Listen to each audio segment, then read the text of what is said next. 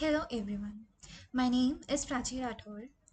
Welcome to my skill-based video assessment for contemporary prose and poetry. Today we are exploring a profound cultural and literary question. When we ask the question, is there an Indian way of thinking? We often fall into a very specific intellectual trap. We attempt to reduce a vast, puristic civilization into a single, static stereotype. In this seminal essay, scholar A.K. Ramanujan masterfully dismantles this essentialist view. He argues that Indian cognitive patterns are not defined by rigid universal laws, but by a profoundly dynamic framework. To understand Ramanujan's thesis, we must first look at the contrast between two distinct modes of processing reality: context free and context sensitive thinking. The essentialist trap happens when we try to judge one using the metrics of the other. Western intellectual traditions heavily favor context free thinking. You think of this like a rigid, unbending pillar. It relies on a universal rule that must be executed exactly the same way, regardless of the environment or situation. A principle like thou shalt not lie is a context free absolute.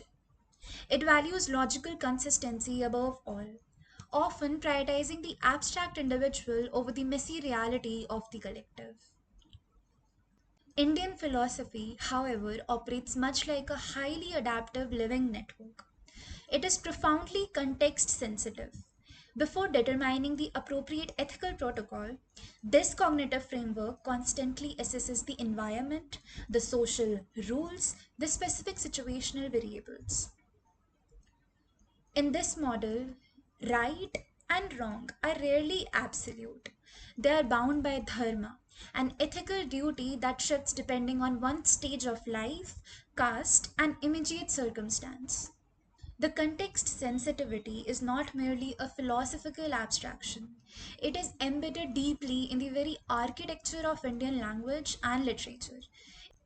If we look at the shifting moral dilemmas of the Mahabharata, or the deeply emotional egalitarian nature of the Bhakti vernacular tradition, we see a literature that demands the reader evaluate the specific situation, not just the overarching rule. These texts train the mind to hold multiple truths and even contradictions simultaneously without experiencing cognitive dissonance. Ramanujan's brilliance lies in showing that these situational ethics are not a symptom of moral inconsistency. Rather, they are evidence of highly sophisticated, integrative worldview. It is a system designed to adapt.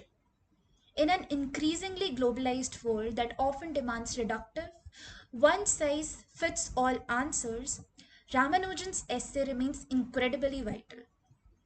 Perhaps the Indian way of thinking, with its inherent flexibility, its tolerance for contradiction, and its profound respect for context, is exactly the cognitive framework we need to navigate the complexities of our modern age. Thank you.